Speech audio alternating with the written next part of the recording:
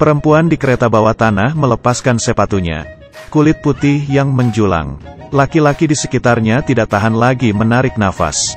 Perempuan menyadari tatapan para laki-laki.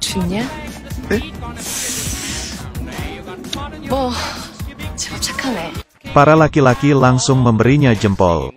Setelah itu kelakuan perempuan itu semakin besar. Melipatkan kakinya yang kurus. Posturnya sangat menawan. Di saat bola mata laki-laki itu seperti sudah mau keluar. Kakinya mengeluarkan amarahnya. Keluar dari kereta, perempuan itu berjalan dengan santai. Ternyata dia sebenarnya bukan perempuan. Di dalam tubuhnya sebenarnya adalah seorang gangster. Si gangster mati karena kecelakaan. Saat tiba di surga, dia tidak ingin mati dengan begitu saja. Dan mereka menandatangani sebuah kontrak. Dengan beginilah dia menjadi seorang perempuan. Di awal-awal dia sangat tidak terbiasa. Dada yang begitu lunak, tidak bisa membuang air kecil dengan berdiri. Dan kelihatan seperti wanita jalang. Dan melihat lemarinya. Selain sepatu hak tinggi ya hanya ada sepatu hak tinggi. Apakah benda ini bisa dipakai oleh manusia? Sang gangster tidak bisa berjalan dengan stabil. Tidak hati-hati lalu menabrak seseorang dan jatuh di pelukannya. Lalu menanyainya. Si gangster pun tidak senang. Dia yang terkejut pun langsung meminta maaf kepadanya. Di malam hari, kedua orang itu bertemu lagi. Dan mereka merasa sepertinya saling mengenal. Setelah memastikan ternyata memang orang yang benar. Dia pun langsung memeluk si gangster. Kedua orang semakin dekat. Si gangster itu tidak bisa menghindar.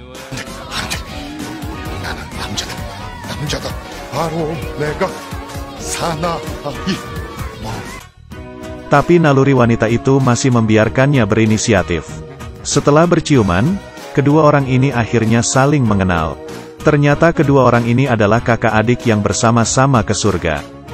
Karena tidak ingin mati, mereka pun bersama-sama bereinkarnasi. Tetapi yang membuat si gangster itu cemburu adalah, dia reinkarnasi menjadi seorang yang begitu tampan. Sedangkan dirinya sendiri menjadi seorang wanita yang begitu lunak.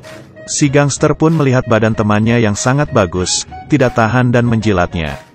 Sejak itu semuanya menjadi di luar kendali. Keesokan paginya setelah bangun, menyentuh benda yang tidak diketahui. Di saat saudaramu berubah menjadi seorang perempuan, kamu akan bagaimana? Hatimu pasti akan sedikit tergerak. Juga hanya aku sendiri kok. Dia terus menarik tali pinggangnya, hidup mati ingin tetap melihatnya. Hae-Jon yang malu tidak mau memperlihatkannya. Sebulan yang lalu dia masih saja seorang pria yang frustasi. Tidak disangka sekarang dia menjadi seorang yang begitu tampan. Badannya yang kokoh. Yang lebih hebatnya itu adalah identitasnya. Memiliki villa yang sangat besar.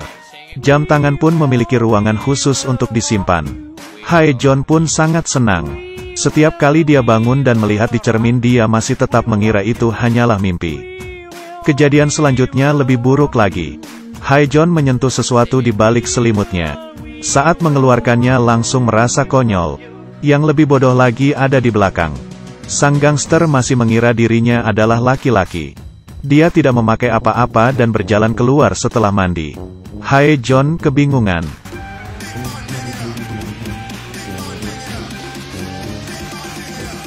Demi kepentingan nyawanya, Hae-Jon memutuskan untuk membelikan kakaknya pakaian. Sang kakak matanya langsung tertuju ke sepasang sepatu yang begitu keren, dan menghela nafas. Hae-Jon pun langsung menggendongnya pergi. Lalu datang ke toko baju khusus perempuan. Setelah beberapa menit, sang kakak menjadi seorang yang begitu menawan. Heels dan terusan ketat hitam. Hae-Jon pun senang. Sang kakak protes. Boleh gak tidak perlu memakai stocking? Barang ini nyangkut di tengah-tengah bokong sangat tidak nyaman. Hae-Jon yang mendengar itu langsung membayar dan membawanya pergi. Siap sangka harganya ternyata 9 juta won. Dia pun tidak rela dan mengeluarkan kartunya. Tidak disangka ternyata itu adalah kartu VIP yang tidak ada batasannya. Dia hampir saja lupa kalau dia itu orang kaya generasi kedua. Setelah bayar, dia melihat sang kakak yang jalannya terpincang-pincang. Hae-Jon pun mengajarnya cara berjalan. 가슴 이렇게 쫙 펴고 엉덩이 좀 빼고 이렇게 이렇게 이게 가장 아름다운 자세.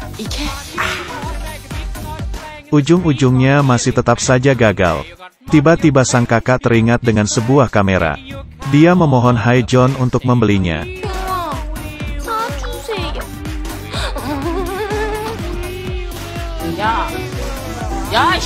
Hari ini Haejeon langsung datang ke tempat dia bekerja.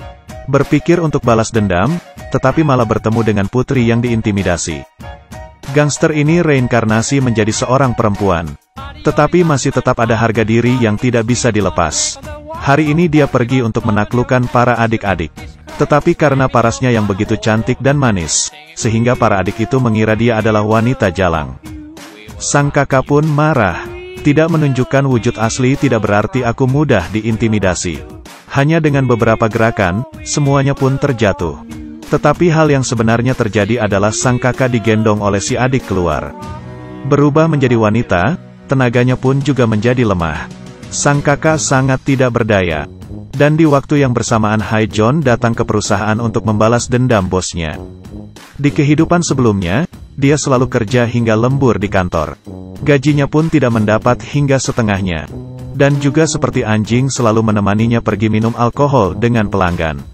Di hari pemakaman mamanya itu, si bos bahkan menganggap istrinya seperti seorang pelayan. Di saat itu dia sudah menahannya. Sekarang dia sudah mempunyai identitas ini dan dia sudah tidak takut lagi. Dia menghalang jalan si bos itu. Akhirnya puas setelah memaksa kepala bos memberinya hormat. Lebih kebetulannya lagi adalah, perusahaan tempat bos itu bekerja ternyata adalah bisnis dari ayah Haejeon.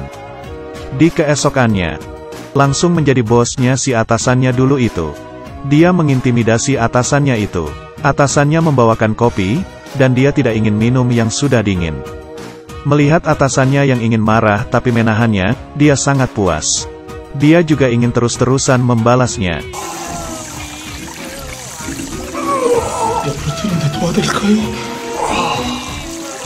Makanya jadi orang jangan terlalu geram. Sering berjalan di tepi sungai, tidak mungkin sepatu tidak basah.